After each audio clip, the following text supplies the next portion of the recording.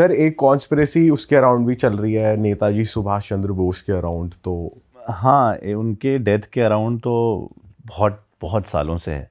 बहुत सारी conspiracy theories हैं, बहुत मूवीज भी बन चुकी हैं बहुत उनके मूवीज भी ऊपर। बनी हैं, पर किसी ने भी कॉन्स्पिरेसी से ज़्यादा उनकी डेथ को हाईलाइट किया गया। हाँ, और ये भी कहा गया है कि वो जिंदा हैं, मतलब बहुत टाइम पहले तक ये था तो कि इसकी अभी भी वजह थी जिंदा है। उनकी ये 18 अगस्त 1945 को ताइहोकू ताइवान से उनका हेलीकॉप्टर उड़ा था, जहाँ पर क्रैश हो गया था। उड़ते ही कुछ वक्त बाद वो क्रैश हो गया। कहते हैं कि कुछ जापानीज़ अथॉरिटीज़ के साथ, बड़े लोगों के साथ वो ट्रैवल कर रहे थे। वहीं पर वो घायल हुए। उनको ताइहोकू ताइवान ताइपे के एक हॉस्पिटल में रखा गया, जहाँ पर 48 आवर्स या 72 आवर्स के अंदर उनकी मौत हो गई थी, ये कहा गया।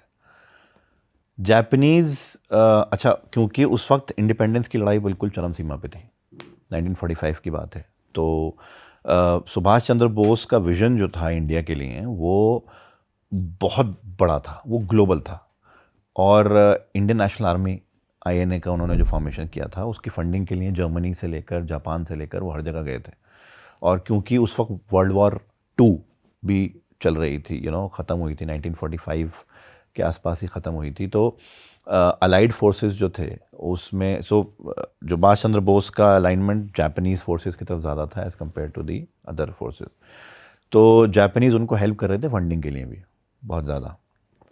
और लेकिन आखिर वक्त में कुछ ऐसा हुआ था कि जापानीज़ अथॉरिटीज़ भी उनके ख़िलाफ़ हो गई थी, क्योंकि इंटरनली कहते हैं कि उन्होंने हिटलर से हाथ मिला लिया था फॉर फंडिंग।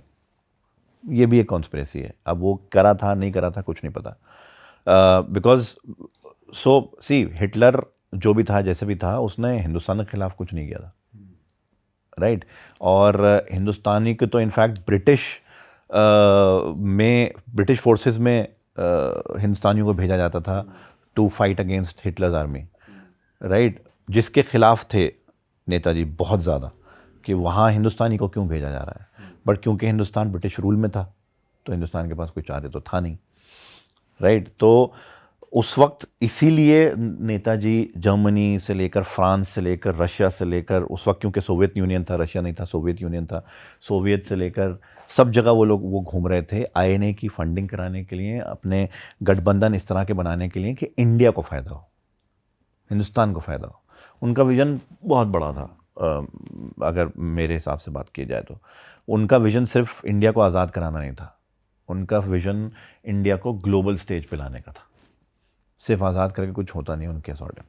और आई थिंक यही वजह बनी उनकी डेथ की, क्योंकि उनका विज़न कुछ लोगों के हिसाब से इतना बड़ा हो गया था कि बाकियों के जो इंटरेस्ट थे वो ख़त्म हो रहे थे। तो कहते ही हैं कि 1945 18 अगस्त को जब उड़े तो उस वक्त वो बचे हुए थे। कुछ दिन बाद उनकी डेथ हुई। एक कॉन्स्पिरेसी ये है कि उनको हॉस्पिटल में मारा गया, लेकिन फिर इसका काउंटर करते हुए एक नर्स बाहर आई, ठीक है, अराउंड 1948 के आसपास एक नर्स बाहर आई जिन्होंने बोला कि ऐसा कुछ नहीं हुआ था, मैंने देखभाल करी थी उनकी, मेरे सामने उनकी डेथ हुई थी।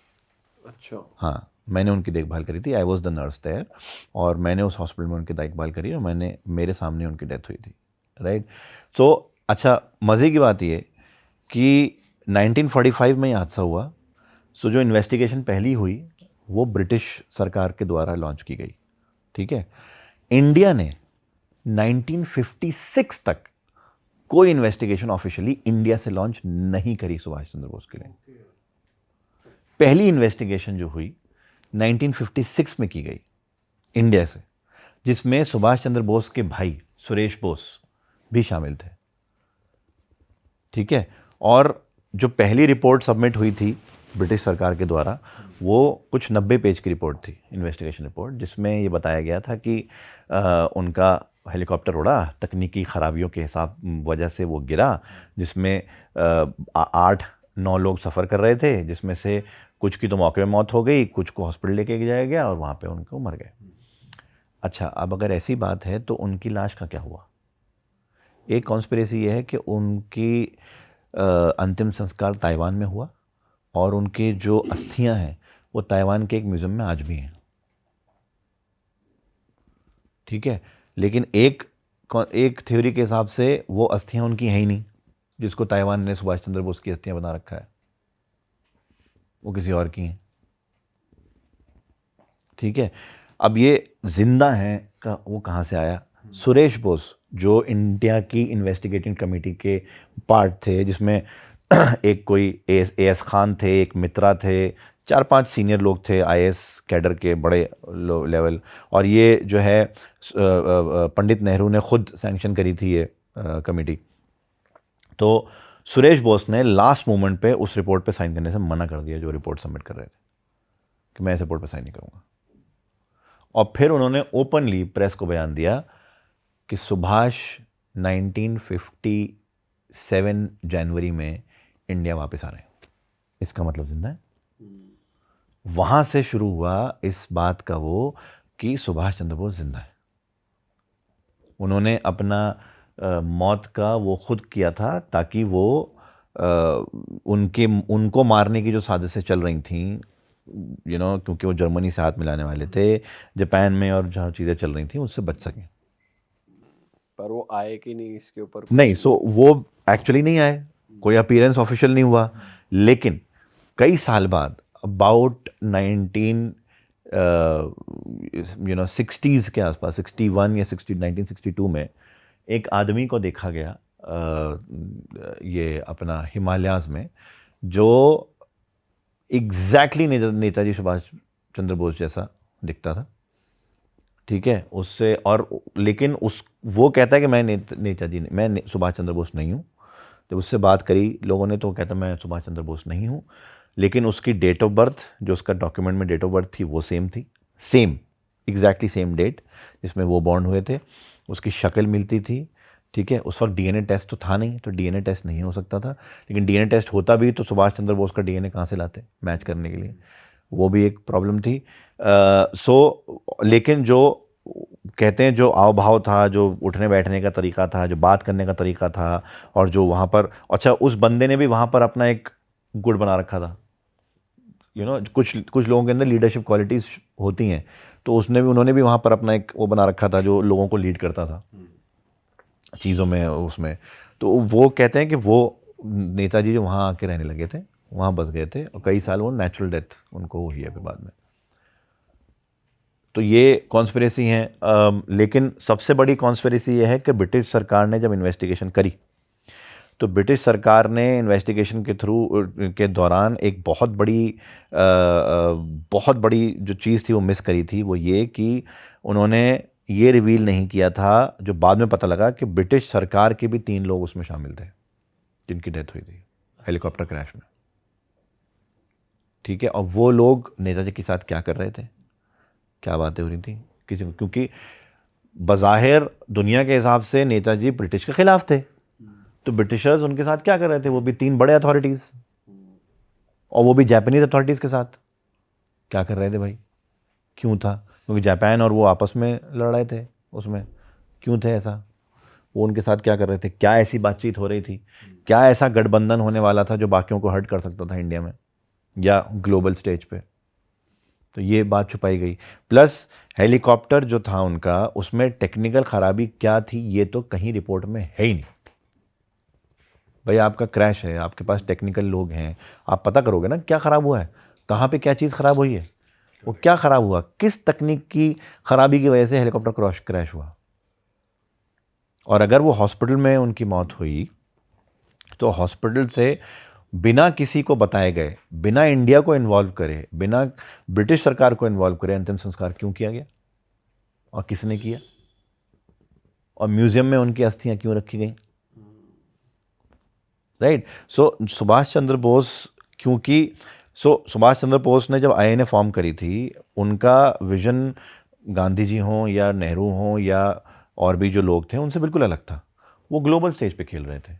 ठीक है, तो उनका ये था कि भाई मुझे ये इंडियन नेशनल आर्मी या इंडिया के लिए फंडिंग जुटानी है, तो मुझे सांठगांठ करनी पड़ेगी। अब चाहे वो हिटलर से मिलना हो, चाहे वो जापानीज अथॉरिटी से मिलना हो, या किसी से भी हो। उसके चलते कौन उनका दुश्मन बना, क्या हुआ, हो सकता है उन्होंने खुद ही अपना नाटक किया हो। ठीक है, और एक थ्योरी सामने आती है कि सुरेश बोस ने जब ये बोला था कि वो वापस आएंगे, ठीक है। तो एक पेपर सबमिट किया था, एक इन्वेस्टिगेशन पेपर सबमिट किया था कि ये मेरे पास सबूत हैं कि वो आएंगे, जिसमें ये लिखा हुआ था कि वो उनको हॉस्पिटल में कभी भर्ती किया ही नहीं गया। अच्छा। हॉस्पिटल के डॉक्यूमेंट्स फेक हैं, और उन्होंने उसमें सबूत दिखाया था कि हॉस्पिटल के डॉक्यूमेंट्स क्यों फेक हैं, राइट? क्योंकि उसमें जो सुभाष चंद्र बोस का डिस्क्रिप्शन था वो एक्चुअल डिस्क्रिप्शन से जो एक्चुअली थे उससे बिल्कुल अलग था। हाइट कम लिख रखी थी, वेट कम लिख रखा था, उनका जो नाक नक्शा था, जो चीज़ें लिखी जाती हैं वो सब कम लिखा था। उनके जो जब आप फॉरेंसिक पर्सपेक्टिव से चीज़ें लिखते हो तो आपके बॉडी पे जो बर्थ मार्क्स होते हैं या वो होते हैं जो आइडेंटिफाई हो सके जिससे, वो लिखते हैं, ठीक है? क्योंकि अपेरेंटली हॉस्पिटल क्रैश, वो हेलीकॉप्टर क्रैश हुआ है तो उनकी बॉडी जल वल भी गई थी, सब वो था। तो कुछ ना कुछ ऐसे डॉक्यूमेंट में लिखा जाता है जिससे आइडेंटिफिकेशन हो सके। जो आइडेंटिफिकेशन उस डॉक्यूमेंट में लिखी हुई थी वो उनके हिसाब से, सुरेश बोस के हिसाब से बिल्कुल विपरीत थी जो एक्चुअली सुभाष चंद्र बोस थे। तो उन्होंने ये डॉक्यूमेंट सबमिट किए पार्लियामेंट में। पार्लियामेंट में इस पर डिस्कशन हुआ कि ये सब खराब है, गलत है, और उसके बाद उन्होंने बोला कि मैं साबित करके रहूँगा कि सुभाष जिंदा है। उसके बाद आई थिंक सुरेश भी कहीं चले गए, सुरेश का भी कोई पता नहीं, he also went into thin air. वो कहाँ चले गए, कहते हैं कि वो भी निकल गए थे, and he settled somewhere else in the world. और वो फिर वापस नहीं आए इंडिया पलट के। क्योंकि जब उन्होंने ये बात पार्लियामेंट में बोली थी तो उनके खिलाफ सब हर कोई हो गया था। तो उस वजह से जब उन्होंने बात बोली तो उनके खिलाफ सब हो गए, और उस वजह से क्या हुआ कि उनको सपोर्ट नहीं मिल पाया इस रिसर्च को या इस इन्वेस्टिगेशन को पूरा करने के लिए। ना फंडिंग मिल पाई, ना सपोर्ट मिल पाया, ना कुछ कर पाए। लेकिन जब उस आदमी को देखा गया वहाँ पर, तब एक और इन्वेस्टिगेशन हुई फिर। हालांकि वो साबित नहीं कर पाए कि वो सुभाष चंद्र बोस हैं, लेकिन एक प्रॉपर इन्वेस्टिगेशन लॉन्च की गई थी ये देखने के लिए। उस आदमी को सर्वेल किया गया था, सर्वेलेंस लगाई गई थी उसके पीछे कि कहाँ कहाँ क्या क्या करता है, दिन में क्या क्या हो रहा है, वो सारा चीज़ें पता करो। कौन है, क्या है, क्यों जा रहा है, क्या हो रहा है, सारी चीज़ें पता करो, कौन है। तो वो सारी सर्वेलेंस की गई, लेकिन नहीं पता लगा। वो पिक्चर अभी उनकी है अवेलेबल, लुकअलाइक जो थे उनके? हाँ, उनकी कहीं ना कहीं पिक्चर है, इंटरनेट पे तो है, इंटरनेट पे है। और वो धुंधली सी पिक्चर्स हैं, क्योंकि वो अपनी पिक्चर भी लेने नहीं देते थे किसी को, कोई वो नहीं करने देते थे। और ऑब्वियसली उस टाइम कैमरास भी वो बड़े बड़े कैमरा, वो ऐसे वाले कैमरा थे, कोई ऐसे छोटे वाले तो थे नहीं, तो इतना आसान था नहीं। और he was settled somewhere in a remote village of Himalayas. वहाँ पहुँचना ही बहुत मुश्किल बात होती थी उस टाइम पे तो। हाँ, ऑब्वियसली उस टाइम तो इक्विपमेंट इतने नहीं थे, चीज़ें नहीं थी। तो उस शख्स के आने के बाद पिक्चर में सबसे ज़्यादा इस कॉन्स्पिरेसी पे हवा मिली थी कि वो उस वक्त उनकी डेथ नहीं हुई थी। जब वो मिले थे, जब वो लुक अलाइक हाँ मिला, तब सबसे ज़्यादा, क्योंकि उससे पहले किसी ने यकीन ही नहीं किया इस चीज़ पे। जब ब्रिटिश सरकार ने अपनी मोहर लगा दी इस चीज़ पे कि वो मर गए, तो सबने माना मर गए। लेकिन जब वो आदमी दिखाई दिया, तब इस चीज़ का वो हुआ कि यार इन्वेस्टिगेशन करो, ये तो गड़बड़ है। ठीक है, सारी चीज़ें मैच की गई, यहाँ तक कि उनका शू साइज़ भी सेम था। ये बहुत रेयर होता है कि आपका एग्जैक्ट शू साइज़ हो, जिसमें शक्ल भी मिलती हो, जिसमें आपकी डेट ऑफ बर्थ भी मिलती हो। कुछ ऐसा है नहीं जो मिल नहीं रहा। ठीक है, तो ये कैसे हो सकता है? तो वो एक बहुत बड़ा फैक्टर रहा। और वही है कि सुभाष चंद्र बोस जी की डेथ भी एक मिस्ट्री और एक वो बन के रह गई। और आई एम श्योर भी बाहर नहीं आएगी हुआ क्या। वो नहीं आएगी, क्योंकि देखो वो जिस चीज़ के पीछे थे ना, और जिस चीज़ में उनका वो था, उन्होंने पॉलिटिकली बहुत दुश्मन बना लिए थे अपने। ऑब्वियसली जो वो काम करने की कोशिश कर रहे थे, ब्रिटिश सरकार ही उनकी सबसे बड़ी दुश्मन थी। और इसीलिए आनंद फानम ने सबसे पहले उन्होंने इन्वेस्टिगेशन करी। हालांकि ब्रिटिश सरकार को करने की जरूरत नहीं थी, लेकिन उन्होंने सबसे पहले करी कि हम पहले करके रिपोर्ट सबमिट कर देंगे तो वो फर्स्ट वो हो जाएगी, हम डिक्लेयर ही कर हम देते डिक्लेयर ही हैं कर कि देंगे। बात ही खत्म। और उन्होंने भी इन्वेस्टिगेशन करी, और आई थिंक 15 दिन में इन्वेस्टिगेशन खत्म हो गई। 90 पेज की रिपोर्ट सबमिट हुई। उसमें पूरा उन्होंने जर्नी दिखा दी कि अच्छा यहाँ गए थे, इनसे मिले थे, फिर वो एयरपोर्ट गए, वहाँ उनकी चार्टर्ड फ्लाइट थी जो नहीं हो पाई, फिर वो हेलीकॉप्टर उनको लेना पड़ा, हेलीकॉप्टर में टेक्निकली वो थी, इसलिए उड़ते ही वो बंद हो गया, वड़े वो उन्होंने अपने हिसाब से एक जर्नी बनाई और उन्होंने कर दी, और लोगों ने उस पर यकीन कर लिया। उसके बाद जितनी कमेटी आई उनको रेफरेंस के लिए भी वही रिपोर्ट दी गई। फिर ऑब्वियसली जब उन्होंने करा तो उन्होंने पूरा एक सबूत भी बनाए होंगे, वो सब चीज़ें की होंगी, लोग प्लांट किए होंगे, क्योंकि ब्रिटिश सरकार के मुंह पे बहुत बड़ा तमाचा था।